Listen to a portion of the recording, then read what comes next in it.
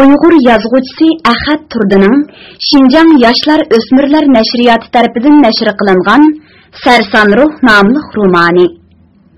Bu roman Beliqut shirkatida ovozga elinib, Beliqut to'rida anglitildi.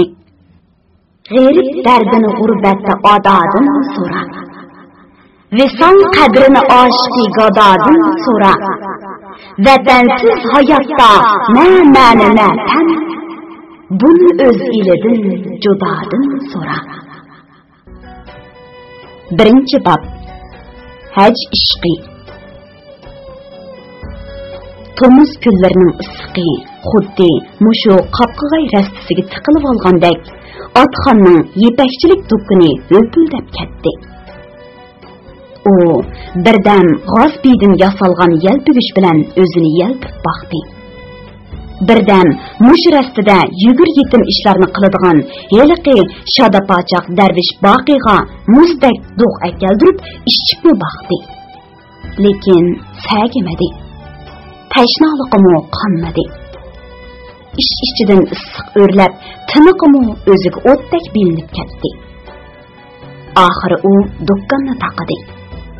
Uyga kirib, manzaradagi salqin ayvonda dam olib, sagidab chiqish niyatiga keldi. Yeshi 50 taqagan, gijik soqolini chiroyli yostib, beshiga ko'p manpu to'ppa. Iginiga inchga qora yo'lliq oq pangchu yakdak. Putiga qora shovrindan tikilgan yumshoq shipak kash kiygan o'ttir bo'y mehr issiq bu odam yetkoh jamasining oldidan o'tib va qadamda bir uchragan tunishlarga illiq salom berib, Janon ko'chasining do'qmishiga kelganda birisi chaqirib qoldi. U ovoz chiqqan tarafga qarab edi, Yong'oq sarayining yanidagi do'kondan beshini chiqarib, qo'l ishorati qilayotgan Toshqoriyni ko'rdi. Ular salomlashdi. Toshqori otxonga anjur yog'chidan yasalgan o'ymi gullik qatlama o'rindiqni qo'yib berdi. O'rindiqning ustiga bir parcha quroq ko'rib selingan edi. "Pah, kun ajab isib ketdi desizlar", dedi Toshqori qo'lidagi qumush yalpigishni otxonga uzatib. "O'zirmi do'konda o'tiramablar-da?" U peshtaxtining ostidan ajdaho gullik janon chaynakni elib, 2 piyolaga choy qo'ydi. O'r ko'tarilib turgan choydan lochin doni bilan qalampurning o'tkir hidi atrofga taradi. "Bunda qisiqda choydan boshqasi tashnalikni qondira olmaydi ekan", dedi Toshqori otxonga piyolani sunib. "Qayni xo'sh, choyga iltifot qilsalar." Toshqori 60 yoshga yaqinlagan, egiz bo'y, qotni kelgan, kelishangu, sulkatlik odam edi. U beshiga zaytun rangli shoyi to'p kiyib, eginiga oq chuchundan kirtik yoqliq uzun kamzul kiyib olgan. Kamzulning mayda yonchiqiga silingan qiyam soatning seriq zanjir beg'i chaponning tugmasiga ilib qo'ygan edi. Toshqorining do'koni bu atrofda xeyli nomi bor do'kon edi. Gerçi onundan birli qarab vaqtigidek birər etibar narsani topqili bo'lmagan bilan, ammo izdab kelgan hojatmanga har qanday narsa tepilatdi. Cho'ngi kumush shamdandan kichiki sadab tugmigacha, hatto mayloqchilar ishlatadigan qora guldan tortib, yingni o'ymoq, pisildoq ilgakchi bor edi. Lazım bo'lganlarga koni zamonning dod bosgan yarmoq dojallariga tepalatdi. Do'konning usti tarafiga tulka, davg'on, sug'ur terilari bilan billa har xil no'gay qopoqlargacha esilgan edi. Bularning ichida buvoqlarning qirqini chiqarganda ishlatadigan maxsus no'gaydan tortib, nas qopoqi va kaptarvozlar ishlatadigan g'un qopoqchi bor edi.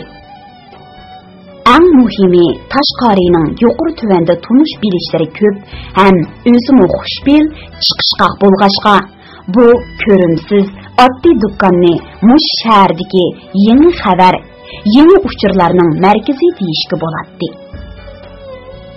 Uning mana shu qo'raq ko'rpilak qatlama o'rindiqidan hamisha odam uzilmaydi. Ajdaho gullik chaynikidami qish yoz uzilmay xushpuroq choylar damlanib turadi. Xo'sh, taqsir, o'zlarining hajga berish ishlari qandoq bo'lyotidi? So'radi Tashqari bir piyola choy ichilib bo'lgandan keyin.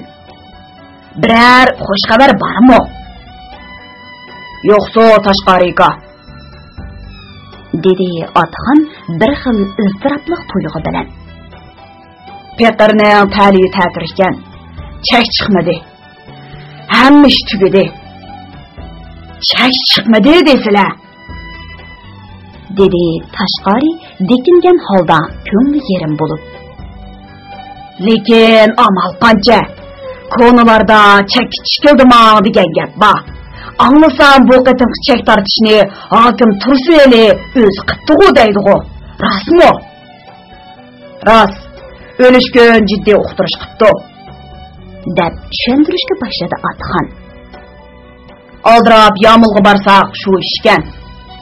Tursuneli hokim o'z qo'li bilan chek tortdi va bu yil hajga chek chiqqanlar boradi. Chek chiqmaganlar kelar yili navbat kutadi dedi. Chek olganlar nihoyat ko'p, lekin chiqqanlar bakma oz. Anglasam, nədiki odamlarga chek chiqib, besh osmonga yetgan o'xshaydi. Yapchoq, o'g'osoq, Toshmiliq taraflaridan kelgan sahrolik boylarning bir nechasiga chiqdi-ku deyman. Hay, deb ulug' kichikdindi Otxon. Bandi niyat qilgan bilan ishning ro'yobga chiqmaqi Allohning irodasiga bog'liq o'xshaydi. Otxonning yuragi umidsizlik to'lib, beshimi lassida tushib ketdi. Albatta shundoq taqsir, dedi Tashqari Otxon tarafga texmi yaqinroq siljib. Lekin bu sabablik olam. Sabab qilsa tutmaydigan ish yo'q. Sabr qilsizlar Otxon. Alloh taolo hamisha sabr qilguvchilar bilan billa. Sizlarning niyatlari durust. Bunda xosiyatli qutlug' ishni ko'ngliga tutgan odamni Alloh taolo hargiz noumid qo'ymaydi. Dota Yamoldagi bir birodarimiz yo'l mengib baqay deyotdi, dedi Otxon oxir beshini ko'tarib, oz to'la umidlangan holda. Shuningdek biror yaxshi xabar bo'lib qolarmikin deb turibman. Ummo bo'pti, dedi Tashqari darhol ishbodi bildirib. Lekin yo'l deganning ipini tepib, erkak chisini ayirib mangmasa, ish vujudga chiqmaydi. Men sizga bir maslahat beray. U Otxonning qulqiga xeyli uzoq pichirladi. Pichirlab bo'lib, yana atrofga gumon bilan qarab qo'ydi. Rahmat Tashqariga, dedi Otxon o'rnidan turib etib. Xudo yo'lda qilgan bu yaxshiliklaringizni hargiz yod qo'ymayman. Bu ish uchun nima kasman rozi. Otxon umid bilan umidsizlik, xushallik bilan hasrat, tutliq bilan taqozolik oralashib ketgan bir xil murakkab ruhiy kayfiyat ichida uyiga qarab mangdi. Uning uyi Jamon ko'chasida edi. Kirgan kishining ko'ngli vallada echilg'idek pokiz, ozodi bu uyning hovlisida bir tub akatsiya darxi bo'lib, uning baraxsan notillari egiz o'gizigacha bo'y so'zgan edi.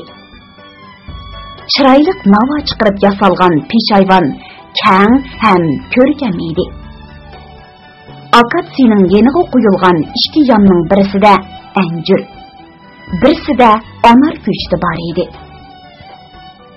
Anjirlar antimida tug'ib, xuddi yeshil tugmalardek yaltirab turardi. Anarmu qip-qizil chechaklab, o'ziga xos tus berib, julanib turardi. Xishpallampay bilan chiqadigan ikkinchi qavatdagi manzar uylarining oldi o'ymi gullik vodaklar bilan qo'rshalgan bo'lib, uning ustiga tizilgan tashtaklarda gul so'sa, gül yasaman. İşpargül, xamagül, tuxumgül, chilangül, mirzi sabdi qatorliq rangarang gullar echirib, xushpuroq chechib, bu hovlini to'limi ko'rkam, tabiiy gulzorliqqa aylantirib o'tgan edi. Chiroyli kepinaklarmi nozik qanotlarini kerib, guldan gulga tildirlab uchib, hovliga texim rangdor husn qo'shgan edi. Atxon gulxumar odam edi. Yam va tashtaklardagi gullarni har kuni suv purkib tozalab, parvish qiladi. O'zimi kiyim-kechkini pokiz, yangi va ozoda kiyadi.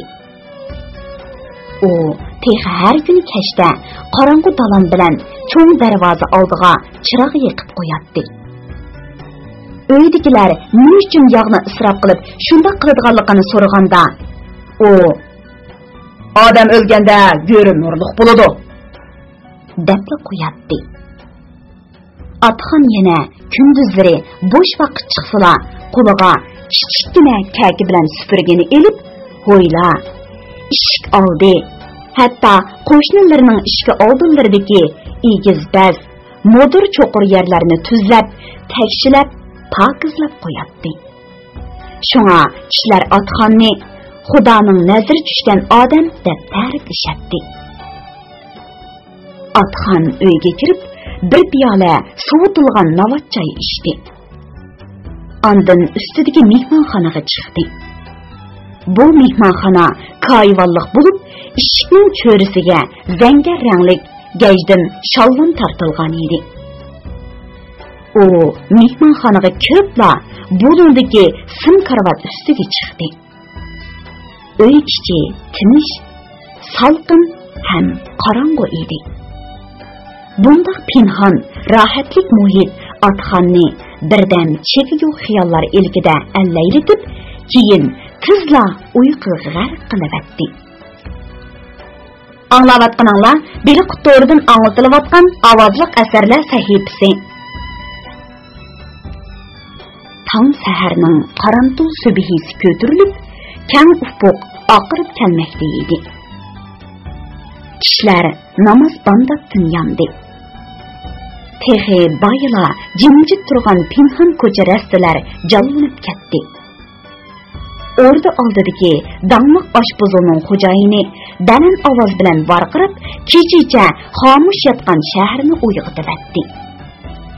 Avlala jamoat, puli dam yedi, puli yo'qlar g'am yedi, puli borlar qo'linglarni chayqanglar, puli yo'qlar tomni tutib tarqanglar. Tashqari Janon ko'chasining do'qmishidagi masjiddan chiqib, o'zidan bir necha qadam burun mangan Atxonga yetishib oldi. Assalomu alaykum Atxon. Va alaykum assalom Tashqarika. Ular ko'cha oldidagi eriq bo'yida to'xtadi. Eriqda lip-muliq suv eqiyotdi. Yiltizi suvga qangan suvadan teraklar teximi bo'y tortib, yumran yaproqlar sahar salqinida yenik shildirlaydi. Yiroqda ikki chakada tamballarini yutsig'icha turib qo'yib, bir putini eriq tiqqan holda dast bilan yo'lga suv sepib. Sizlarga xush xabar Atxon. Hiliq ishimiz eqib qoladigandek turdi, dedi Tashqari ovozini past qilib. Mening hiliqi tilmochilik qiladigan jiyan o'g'lim Do'tay Yomul xorijiy ishlar bo'limining boshlig'i Yammudi bilan so'zlashibdi. Nim debdi? Oldirab taqasoliq bilan so'radi Atxon. Og'zida bo'ludi degan gapni qilmagan bilan ko'zida rozi ekanligini bildiribdi, dedi Tashqari ayni ahvolni tushuntirib. Amdigiga bizning yamchik selishimizni qoldi. Lekin men o'zlariga ortiqcha chiqim bo'lib ketarmiki deb ansirayman. Yaxshi ko'ngillarga rahmat Tashqarika, dedi Atxon suhbatdoshining samimiyatidan ta'sirlanib. Lekin men Alloh yo'lida bosgan qadamdan hargiz yonmayman. Har qancha chiqim topsam men rozi. Tashqarimo uning inoyatidan, irodasidan ta'sirlandi. İnşallah Xudoyim sizlarni Havzi Kavsardan, ulug' Mustafaning shafoatidan yiroq qilmag'ay.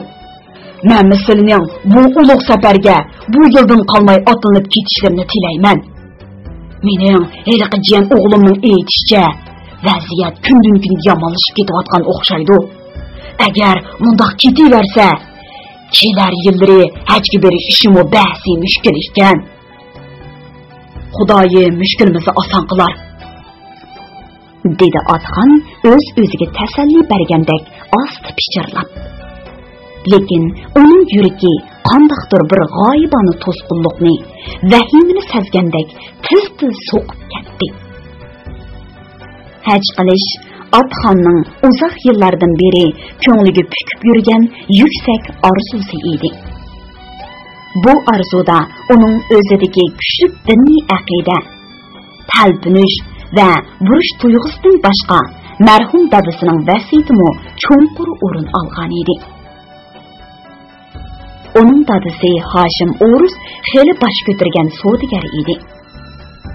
Hashim O'rus ayni vaqtda O'rta Osiyoda, bo'libmi Qozon, Shamay qatorliq joylarda ko'proq savdo qiladi.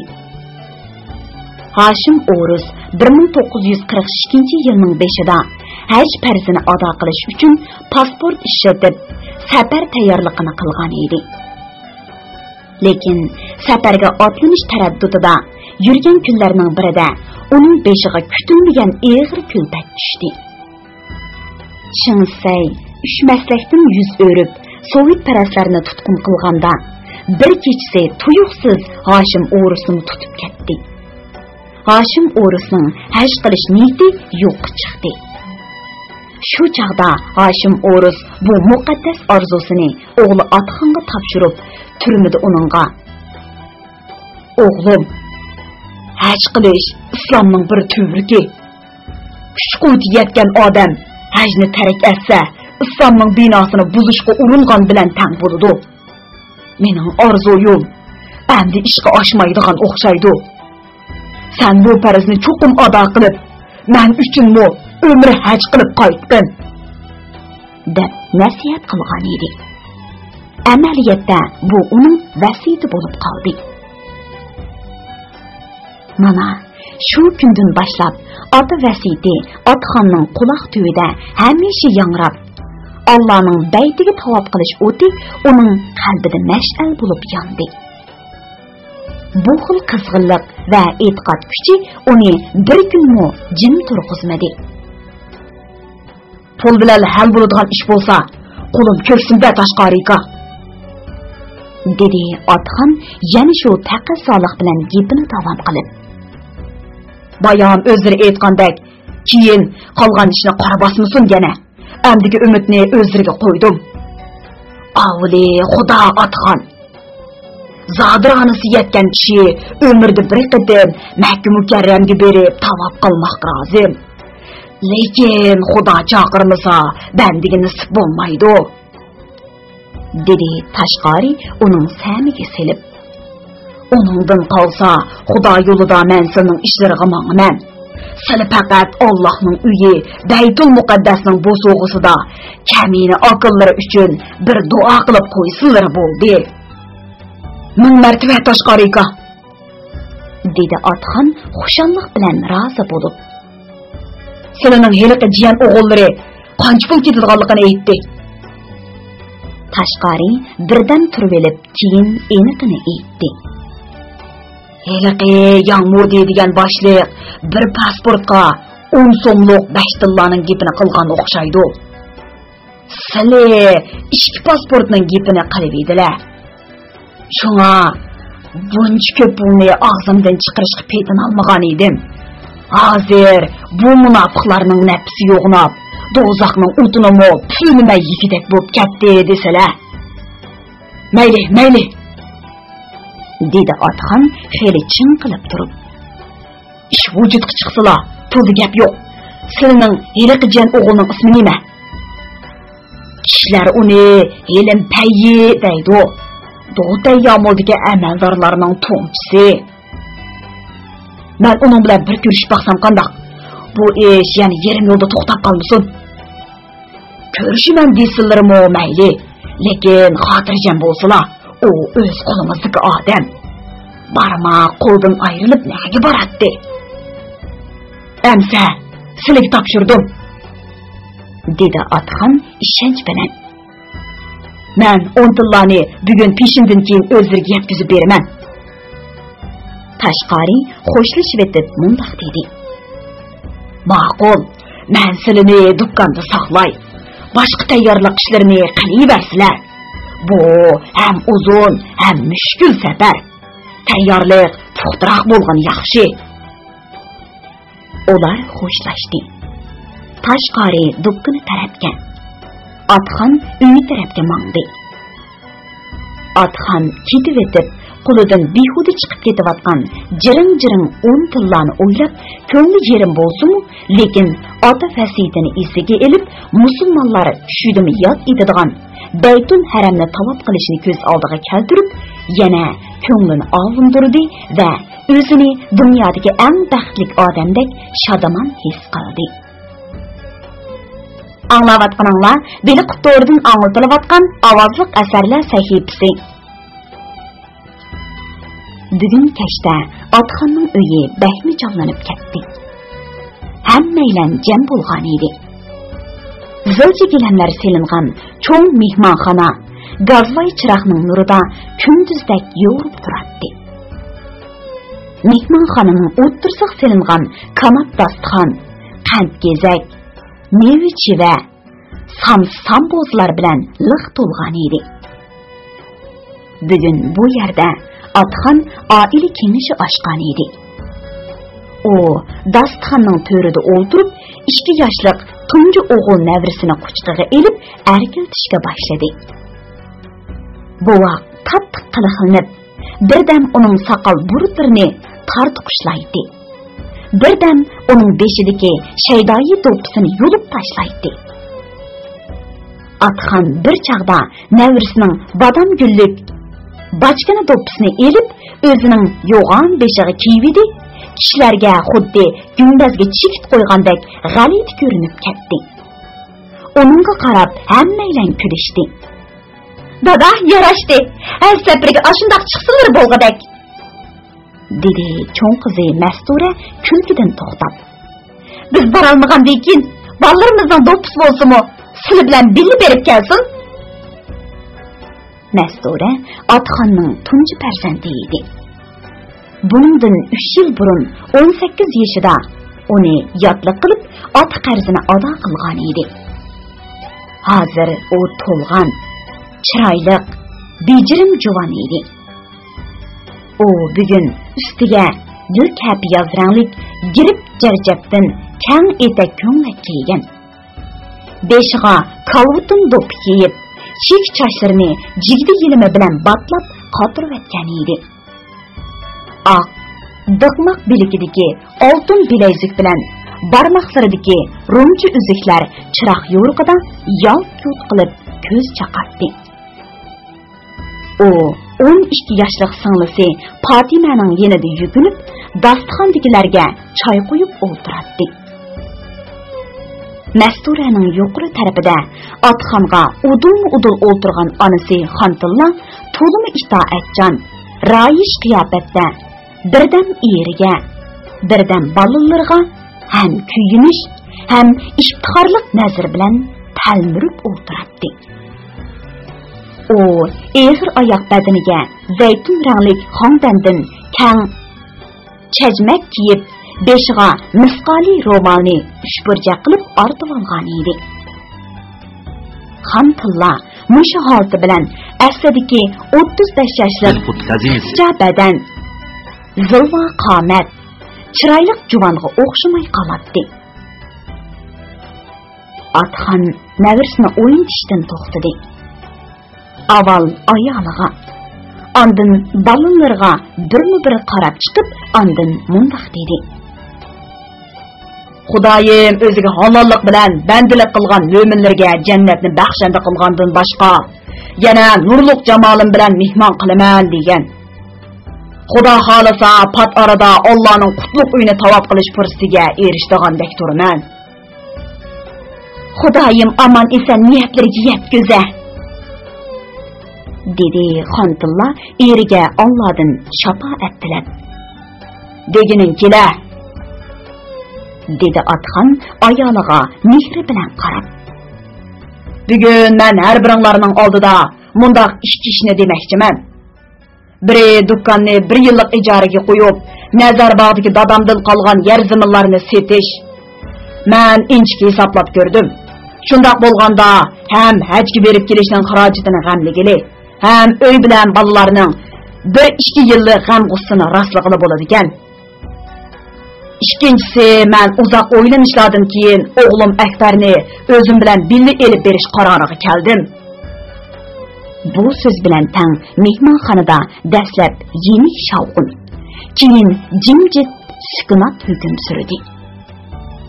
Bo'libmi Xontullaning uyi ishchiga tushib, beshi sangilab ketdi. U yolg'iz o'g'li Akbarni bakmi yaxshi ko'radi. O'z hayotining birdan-bir g'ururi, himmati va g'amguzori deb biladi.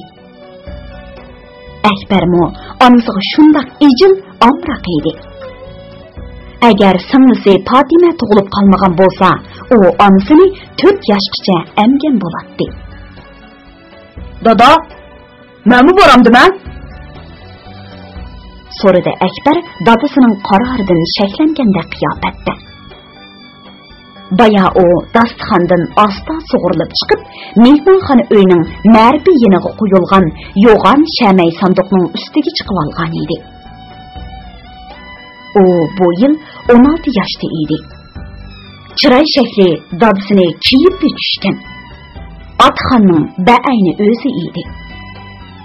Lekin u kichik bo'lg'achqa terilari yumron, ko'zlari o'tliq, chiroyi sabiy edi.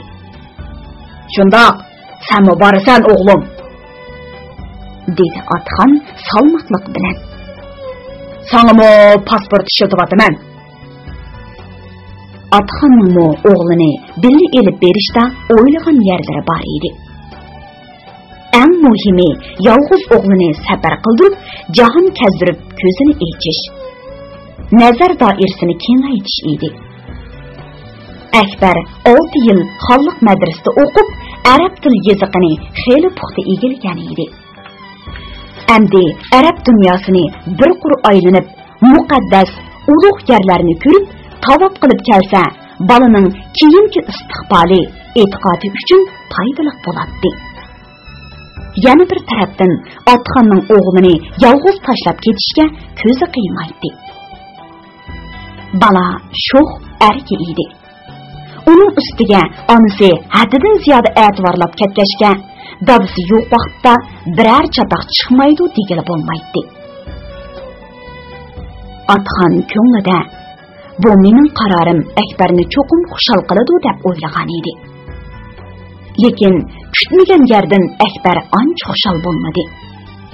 Bu hol Atxonning o'z qarorining to'g'ri ekanligiga bo'lgan ishonchini texim kuchaytirdi. O'qishni qanday qilaman? So'radi Akbar oxiri qiydigandek talaffuzda. 6 yil o'qib, yarim yo'l qolamdiman. Darvaqa Akbar madrasadagi o'qishni yaxshi ko'radi. Shuning uchunmi taliblarning oldi edi. U yana bir necha yilda bu yerdagi o'qishni tugatib, xuddi ustozi Jaloliddin Mavliga o'xshash Hindiston yoki Misrdagi katta bilim yurtlarida davomli o'qib, butun suruk odam bo'lishni ko'ngliga tukkan edi. Ustozimo uning mundaq yuksak g'oyasini bilib, uni alohida mehr va talab bilan tarbiyalayotdi. O'qish ishlar ketmaydi o'g'lim, dedi Atxon tasalli berayotgan qiyofatda. Biz qaytib kelgandan keyin yana o'qiysan. O chaqda balkim texini yaxshi o'qiy olaysan. Atxon o'g'lining ko'nglini bir oz xotirjam qilgandan keyin ayoliga qaradi va birpas jimjitlikdan keyin: "Sening fikring qanday, onasi?"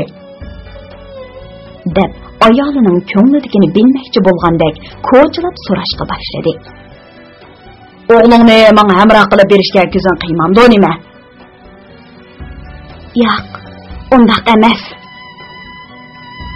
Azaldan erining qaroriga qarshi chiqib boqmagan va qarshi chiqishni ravo ko'rmaydigan bu itoatman ayol ko'nglidagi norozilik bilan ig'ir qiyolmaslikni zo'riga besib, o'z ixtiyorligi bilan irodasiga qarshi gapni aytdi.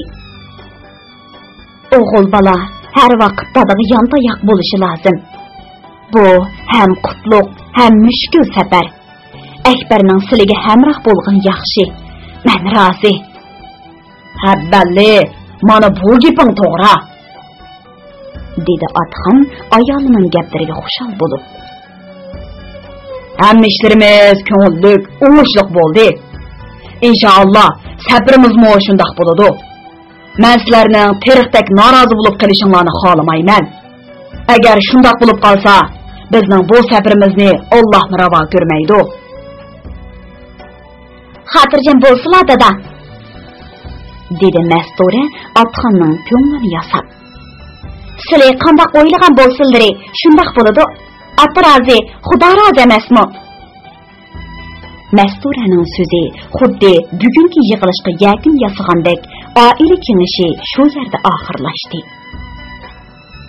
Atsi Akbarning hajga boradiganlik xabari madrasaga tarqalganda saboqdoshlari orasida har xil mulohizlar bo'ldi. Ba'zilar uni zangli qilib qo'rqitib, "Sen degan seriqchi tushmagan cho'ji tursan, haytavabing hargiz qabul bo'lmaydi. Minada shayton tashib qo'llayolmay, shaytonning orqasiga ketib qolansan dexe. Mushk o'tirgan bo'lsang-ku, sho'rdar yosoq tashilib o'lsan." deysa, ba'zilar uningga havaslanib, "Baxtaliya o'nkan. Akbar, kichkin turib xosiyatlik safarga otlanding. Jahonning yana bir chetini ko'rib keladigan bo'lding", deyishadi. Akbar shu kuni tushdan keyin ustozi Jaloliddin Mavlining oldiga kirdi. Xiyolida uningga ko'nglimdagi gaplarimni, keyingi orzu-armonlarimni ochiq aytsam, balkim ustozim dadam bilan so'zlashib, uni royidan qaytarar deb o'ylaydi. Bu uning oxirgi umidi edi. Ustozining shunday qilishiga ishonadi. Lekin u dadasining o'zidan burun chiqib, Jaloliddin Mavli bilan allaqachon so'zlashib, bu ishni bekitib bo'lganligini o'ylab baxmagan edi. Shunga Akbar ustoziga kuyib pishib bir muncha so'zlaganda, ustozi nihoyat og'ir besiqlik bilan uni ogohlantirdi. "Ota buyruqi muqaddas. Ot so'zini anglash farzand uchun vojib. Xushallik va rozilik bilan bu safarga otlan o'g'lim. Jahon ko'rasan, zehning ochiladi. Allohning baytida ibodat qilib, iymoning quvvat topadi. Bu yerdagi o'qishni qaytib kelgandan keyin davomlashtirg'in. Men seni kutaman." Mana shuning bilan Akbarning oxirgi umidini yo'qqa chiqdi. Uning tanlash imkoniyati qolmadi. Ustozi aytgandek, xushallik va rozilik bilan dadasining qarorini qabul qilishga majbur bo'ldi. Shu ishdan keyin Atxonning qo'liga 2 kishilik pasport, 12 yulduzliq, 4 chastamga besilgan chet elga chiqish guvohnomasi tegib, uning beshi ko'kka yetdi. Anglayotganinglar beli qutordan ang'zilayotgan ovozliq asarlar sahifasi. 2. bab. Xayrxush azizona Qashqar. Atxon safar tayyorligini boshlab. Nazar bog'dagi yer zaminni shu yerdagi cho'ng bir zamindor ustun bahoda setib oldi. Yepakchilik do'konimi 1 yillik ijaraga qo'yilib, hamma pul oldin topshirilib elindi. Atxon butun besotidagi barliq tanga va qog'oz pullarni 10 so'mlik, 5 so'mlik Nikolay tillasiga almashtirib bo'ldi. Uyga, bola chaqinlarga 2 yil yetkidek turmush maishatlarini g'amlab berdi. Andan o bu yıl şəhərdən həcga berishqa yo'l xeti olganlar bilan aloqalashib, hatto 10 kun ichida bir karvon bo'lib safarga otlanishni kutishib qo'ydi. Bu kunlarda Xantilla aldirash bo'lib ketdi. Eg'ir oyoq bo'lishiga qaramay, safar tayyorligi bilan kech-kunduz paypitak bo'lib yurdi. Birdan safar to'qchi yoqatdi. Birdan jigdi talqini qo'riydi. Birdan Akbarning kiyim-kechaklarini rastlaydi. Xantilla Akbardan mush ayrilgancha mangu ayrilib ketadigandek, ba'zida uni bag'riga besib, bosh ko'zlarini silab, yum-yum yig'lab ketadi. Bundaq chaqlarda Akbarmo ona bag'rining bundaq illiq, mehrlik ekanligidan huzurlanib, soat-soatlab uning quchqidan ajramaydi. Bugun bozor kuni edi. Atxon tushga yaqin Akbarni boshlab uydan chiqdi. O Yarvoq darvozasidan o'tib, Tuman daryo bo'yidagi Uloq bozoriga keldi. Uloq bozori qizib ketgan edi. Chepib yurgan ot eshaklarning tuyuqidan ko'tarilgan to'sindilar bilan havo manonlashib, qaynon tashqinliqqa cho'mgan bozor osmonini bir qavat qo'yuq chang-to'zon qoplagan edi. Odamlarning mo chas soqollaridan tortib, kirpiklarigacha to'pi bosgan edi. Atxon bozorni oralab eshak ko'rdi. O safar uchun nochiroq bir eshak olmoqchi edi. Uning eshaklarga sapsilib yurganini ko'rgan bir bedik uning yengidan tortib so'radi. "Hojam, o'zirga eshak lozimmi?" Bedik o'ttir yoshlardagi apamas kelishimlik bir odam edi. "Shundoq, bir eshak olay dedim," dedi Atxon bedikka. "Bozorda eshak ko'p, o'zirga qandaqroq bo'lsa bo'la? Taxaymo, hangimo, midimo yoki qaychirmo, yoki safarchisimi?" "Menga safarchis lozim," dedi Atxon va ovozini pasaytib davom qildi. "Safarchi bo'lgandimi, xosiyatlik uzun safarga bora oladigan-a?" "Ha, bildim," dedi bedik qo'lini yengil shiltib. "Sizlarning safar qutlug' ham mushkul safar ekan. Eshakmi shunga loyiq bo'lmasa bo'lmaydi.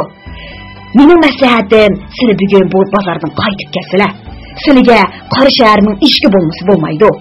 Qora shaharning ishki ham yo'g'on, ham kuchlik. Undaq eshakni qandoq topamiz?" Aldirab so'radi Atxon. "2-3 kun ta'xir qilinglar," dedi bedik va Atxonni davrab turgan uloq bilan odamlar orasidan chatga chiqdi. "Mening bir tunishim Qora shahardan bir to'p eshak haydab kelyapti. Men sizlarga shuningdan birarni tanlab beray." "Yaxshi ko'ngillarga rahmat." "Rahmatni hozir emas, keyin safarda aytinglar." "Men sizlarni nerdan topaman?" "Yana bu yerdan topalar. Mening bozorimmi shu," dedi bedik va ism familiyasini aytib berib xo'shlashdi. Atxon Uloq bozoridan chiqib, sarrochilik do'koniga keldi. U yerda ot eshaklarning egar jabduqlari xuddi qush changillaridek tizilib, esilib ketgan edi. U yerdagi tayyor ushliqlar Atxonga yaramadi. O 3 kunlik muhlat bilan do'kondorga yo'g'on ham ozoda gilam ushliqdan birini buyurdi. Vakolat uchun odam boshliq kumush tangidan birini qo'yib ketdi. "Tayyor ushliqni olsak bo'laveradi-ku, dada," dedi Akbar dadasining aloyidan ushliq buyurtganligiga hayron bo'lib. "Narximi arzon ekan?" "Yo'q, bolam, buyurtganimiz durust bo'ldi," dedi Atxon uningga qisqili tushundirib. "Ushliq safar uchun bak muhim, keyin bilib qolasan." Akbar bu gaplarning ma'nosini tushunmasimi, ha deb qo'yib, yana dadasining orqasidan paypaslab ketaverdi. Ular endi pichoq bozoriga keldi. nurg'un pichoqchilarning oldidan o'tib, nima uchundir ko'ziga issiq ko'ringan notavon bir pichoqchining oldiga kelib to'xtadi va Akbarga qarab: "O'g'lim, pichoq degan o'g'il bolaning hamrohi. Safarda kerak bo'lib qoladi. Sangamo bir pichoq elib beray" deb tush dastalik o'tkir bir xanjarni qo'liga elib bahosini so'radi. "Ustam, bu xanjarga qancha pul bersam bo'la?" "Bir chorak qo'noqning pulini bersizlar, hojam", dedi pichoqchi qora kuyi bosgan yuziga kichikgina illiqlik yugurtib. "Voy, odamning qo'li yetmagidek nimancha yuqori baho bu?" dedi Atxon ro'yi qaytgandek bir talaffuzda. "Yo'lidiroq gap qilmamdilar. Qimmat emas taqsir, mal isil", dedi pichoqchi va qo'lidagi orqar mungizini yumishqa boshladi. Yuz ko'zlari qariyib, purlishib ketgan bu odamning yavash va ishchan rostchilligi ko'rinib turadi. "Bir tal to'mirni chaqlab, tushdatsizning to'shigiga sanjiplab pichoq yasash tasmi?" Atxon bu gaplarni gap tepish uchun dedimi yoki tijoratchiga xos gejinlik bilan dedimi o'zimi bilmay qoldi. "Uning ustiga tig'i kesmaydigandek qiladi." "Tig'i kesmas?" Pichoqchi xuddi g'ururi haqoratlangandek qo'lidagi ishni shaqqida qo'yib, yenida turgan bir tal qilni sug'urib erib, osmonga otdi-da xanjarni bir shiltib, hali qilni ikkiga bo'lib atdi. Xanjar uning qo'lida o'ynab ketgandek bo'ldi. "Mana buni tig' deydi", dedi u zarda bilan. Atxon ko'ngli yumshoq, qoida yo'sulliq odam edi. U pichoqchining hunariga haqiqatan qoyil bo'ldi. "Bo'ldi, xanjarni men oldim", dedi u mardlik bilan. "Menga yana yaxshi ustirdan ikkini tanlab bersizlar." "Dada, usturni nima qilasan? Xanjarni olgandan keyin bo'lmadimi?" dedi Akbar qo'lidagi xanjarni uyon-buyon aylantirib ko'rib. "Ustirning ishini xanjar qila olmaydi bolam", dedi Atxon va pichoqni tanlab bergan sadab sapliq bir ustirning tig'ini tirnoqiga takkizib ko'rib davom qildi. "Biz hamisha shahar bozorlarni orlab mangmaymiz. Yo'limizda tugimas cho'l jazira, tog' dovonlar bor. Kishilarni chasaqini elishda ustur bo'lmasa bo'lmaydi. Bu ustura men yaradi. Ustam, yana birni bersizlar." Atxon baland usturdan ikkini tanladi. Buningdimi baho talashmay pichoqchining deginni berdi. Ata bola pichoq bozoridan qaytib bir do'qmishdan qayrilishiga shu yerdagi loy pashtaxliq masjidning yenida o'ltirgan qerisol polchi ularni to'g'lab qoldi. "Taqsir, kelsizlar, o'zlariga va o'g'illariga bir pal ichib boqay. Ulug' bozor kuni ko'ngillari pokiz, yo'llari ro'shan bo'lg'ay." Atxon chippida to'xtab qoldi. Dinni va fanniy kitoblarni xeyli ko'p o'qigan, hamisha hidoyat yo'lidagi ulamo va darvishlarning suhbatini ixtiyor etgan bu odam azaldan bundoq polchilarga ishonib ketmaydi. Lekin bugun quloq yopirib o'tib ketaverishga ko'ngli unimadi. Oxir polchiga ishonma, polsizmi yurma degan aqida bo'yicha safar oldida bu qeri polchining karomatini ko'rib beqish uchun ost qadam bilan uning oldiga keldi. Polchi semiz, bomba soqol, jag'al ko'z, beshida salla, uchsida cho'ng yo'lliq nimkash baqasam to'n, putida maskalash bor. Ko'rinishi surlik odam edi. U oldiga yeyib olgan bir parcha oq raxtning ustiga Polnoni Qur'a yakka andos nomli ko'n kitobni qo'yib tasvir sirib o'ltiribdi. Atxon bilan Akbar uning oldiga kelib zo'ngzaydi. Polchi bo'sh ovozda kusurlab qandaqdir bir oyatni o'qidi va oxirida "Mening pog'lim emas, Hazrati Doniyor alayhissalomning pog'li bo'lg'ay. Iloha amin", deb duo qildi. Ondan Bismillahirrahmanirrahimni 3 qatim o'qib, bir parcha oq qog'ozga qalam bilan chekit qo'yishga boshladi. Uning og'zi to'xtamay bir nimalarni deb pichirlaydi. Palchi birinchi 4 qurg'a xuddi 4 misroliq she'rdek taxminiy chekitlarni qo'ygan edi. Shu yo'sinda 4 qurliqdan 4 qatim chekit qo'yilgandan keyin qog'oz ustida 16 qurliq chekitlik siziqlar kelib chiqdi. Palchi endi uni o'zaro juplab, jup va taqqa ayirgandan keyin jup siziqlarga bir xil belga, taq siziqlarga yana bir xil belga qo'yib, oxirida o'zidan boshqa hech kim bilmaydigan g'ayri shakldagi bir narsalarni chiqardi. Ondan beshini ko'tarib, yerim yumilgan ko'zlarini lappida echib, otxonga qarab, baland ovozda so'zlashga boshladi. Bu shaklda lahyon kelib tur. Bu shakl mushtariga taalluq. Kuni panshanba, soati zuhal, yultuzi o'ttur. Lahyonni saidi xorij darlar. Har kimning poliga lahyon kelsa, ey pol egisi bilgil, ogoh va dono bo'lgunki, sana Hazreti Odam alayhissalomning poli keldi. Bu pol nihoyat muborakdir. Ta'lim baland va kuchlidir. Qanduruz, salomat bo'lursan. Umring davlat bilan o'tar. Tijorat, ovqatdan to'liq foyda olursan. O'tma omadlaring qo'lingga kelur. Uydan uyga yo'tkilursan. Yaxshi tush ko'rursan. Safar bo'lur. Mazarlarga ziyoratga borursan. Farzandlaring katta olim bo'lur. Elchilar yaxshi xabar keltirur. Do'st yoralaringdan vafo kelur. Kesal podshohi yo'q. Xatir yo'q. Bu kesal musulmon parilarning asridan bo'lur. Bosh og'riqi sabrodan bo'lg'oy.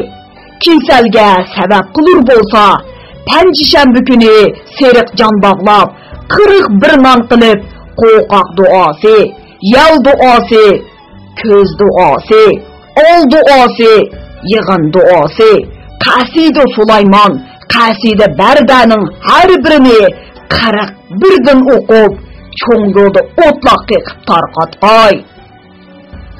Olmoq sotmoqdan manfaat bo'lur. Pol egisi yolg'iz bo'lsa, pat nikoh bo'lur. Er xotinning sazovarchiligi yaxshi kechar. Ammo pat judo bo'lur. O'g'li olgan mol tepilur. O'g'ri qochidi, tutilmaydi. Da'voyi husumat qilsang, da'voni olursan. Safarga ketgan pat kelolmaydi.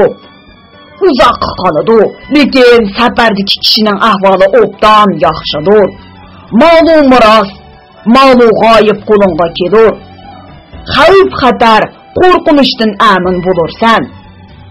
Sana safar bo'lur, safarda jiq foyda ko'rursan. Ilmdan, hunar san'atdan bahr olursan. Podshohlardan in'om olursan. Umidlaring, murod maqsadlaring uzoqroq hosil bo'lur. Dushman bor, kuchlikdir. Lekin anhol sana zarar yetkazolmas. Band zindonga tushganlar pat xolos bo'lur. Vallohu a'lam bisavob. Palchi so'zdan to'xtab, cho'nqur bir nafas oldi. Ko'zlarini xiyolan yumib, beshini tuvan aydi. U xeyli uzoq to'xtamay so'zlagashga, xoltilishib ketgan engaklari lipildab ketdi. Beliqut shirkatida ovozga elinib, Beliqut to'rida anglatilayotgan Uyg'ur yozuvchisi Ahad Turdining Xinjiang yoshlar o'smirlar nashriyoti tarafidan nashr qilingan Sarson ruh nomli romanini bugun mushargacha anglatdik. Davomini atigi anglatishimizda davomli anglatamiz. Bu roman Xinjiangdagi har qaysi Xinhua kitobxonalarida sotiladi. do'stlarning bu romanni setib olib, saqlab qo'yishini alohida tavsiya qilamiz.